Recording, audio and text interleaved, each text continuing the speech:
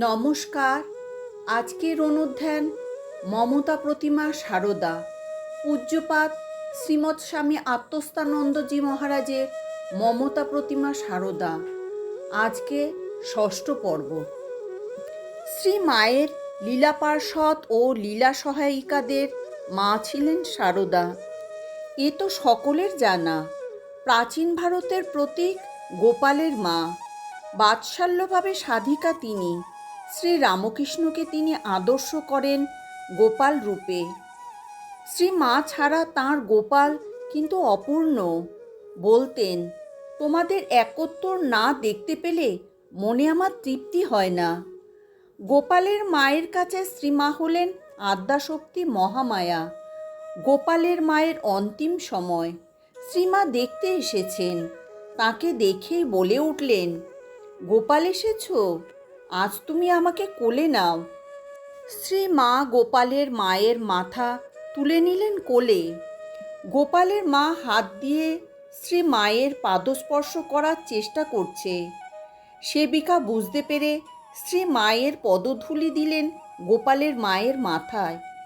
গোপালের মায়ের ইষ্ট গোপাল, শ্রী রামকৃষ্ণ ও শ্রীমা সব এক হয়ে গেল, সব অভেদ।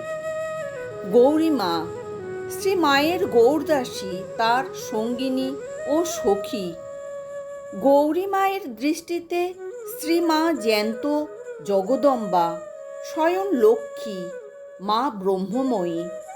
শ্রী মায়ের নামেই গৌরীমা প্রতিষ্ঠা করলেন মেয়েদের আশ্রম, শ্রী শ্রী শারদেশ্বরী আশ্রম। শ্রী মায়ের সুদীর্ঘ ৩৬ বছরের সঙ্গিনী ও সেবিকা গোলাপ মা। শ্রী মায়ের জয়া, শ্রী মায়ের সংসারের কর্ত্রী। গোলাপ মা শ্রী মাকে পূজা করতেন ইহকালের মুক্তিদাত্রী মহামায়া রূপে। প্রচার করতেন শ্রী মায়ের সীতারূপে আবির্ভাবের। শ্রী মায়ের অপর সঙ্গিনী যোগীন মা, শ্রী মায়ের বিজয়া। তাঁরও উপলব্ধি শ্রীমা একাধারে জননী ও সৃষ্টি স্থিতি প্রলয়কারিণী মহামায়া। শ্রী মা সারদা ছিলেন শ্রী রামকৃষ্ণ সংঘ জননী। দক্ষিণেশ্বরে ভবিষ্যতের ত্যাগী বালক ভক্তদের ভুরিভোজের অনুযোগ শ্রী রামকৃষ্ণ উত্থাপন করলে মাতৃস্নেহে আপ্লুতা শ্রী মায়ের স্পষ্ট উক্তি, ও দুখানি রুটি বেশি খেয়েছে বলে তুমি অত ভাবছো কেন? ওদের ভবিষ্যৎ আমি দেখব। শ্রী রামকৃষ্ণ নিশ্চিন্ত হয়েছিলেন যে তাঁর ভাবী সঙ্গের ভার শ্রীমা স্বয়ং নিয়েছেন। প্রকৃতপক্ষে শ্রী রামকৃষ্ণই নির্বাচন করেছিলেন শ্রী মাকে সংঘজননী হিসাবে, আর স্বামীজি শ্রী মাকে আনুষ্ঠানিকভাবে ঘোষণা করলেন সংঘজননী রূপে।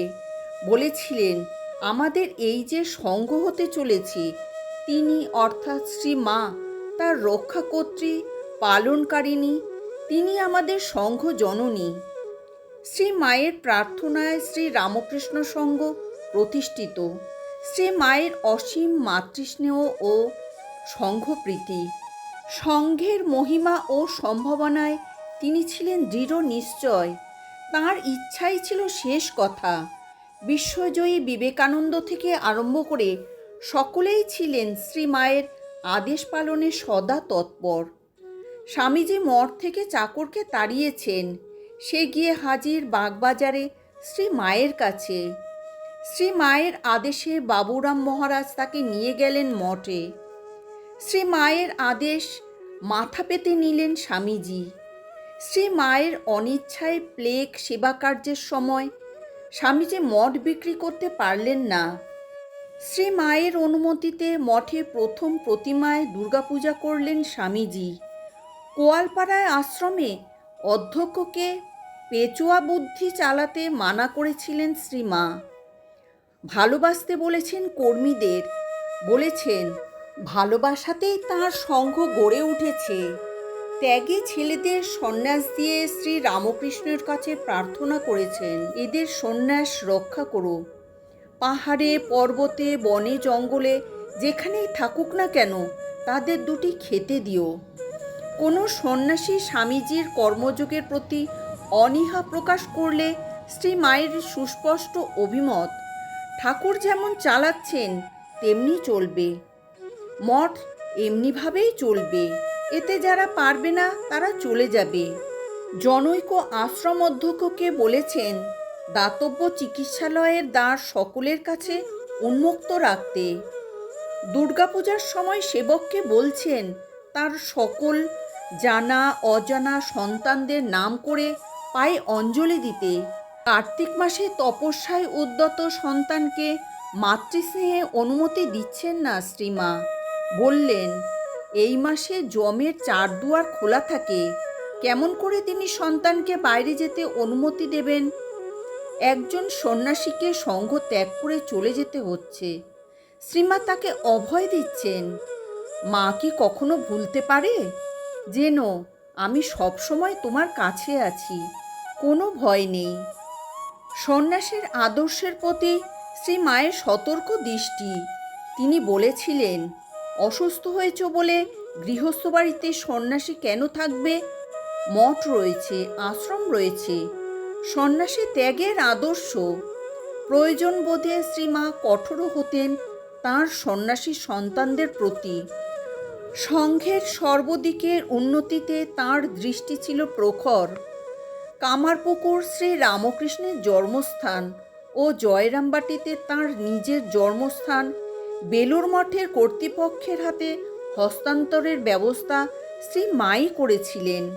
শ্রী মা একটি সংশয় নিরসন করে দিয়েছেন সংঘের ধর্ম সাধনার। একটি চিঠিতে শ্রীমা লিখেছেন, আমাদের গুরু যিনি তিনি তো অদ্বৈত, তোমরা সেই গুরুর শিষ্য, তখন তোমরাও অদ্বৈতবাদী। আমি জোর করিয়া বলিতে পারি তোমরা অবশ্যই অদ্বৈতবাদী। শ্রী রামকৃষ্ণের অবর্তমানে দীর্ঘ 34 বৎসর সংঘের চালক ছিলেন শ্রী মা। আজ এই পর্যন্তই। জননীং শারদাং দেবীম রামকৃষ্ণং জগদ্গুরুম পাদপদ্মে তয়োঃ সিদ্ধ্বা প্রণমামি মুহুর্মুহুঃ।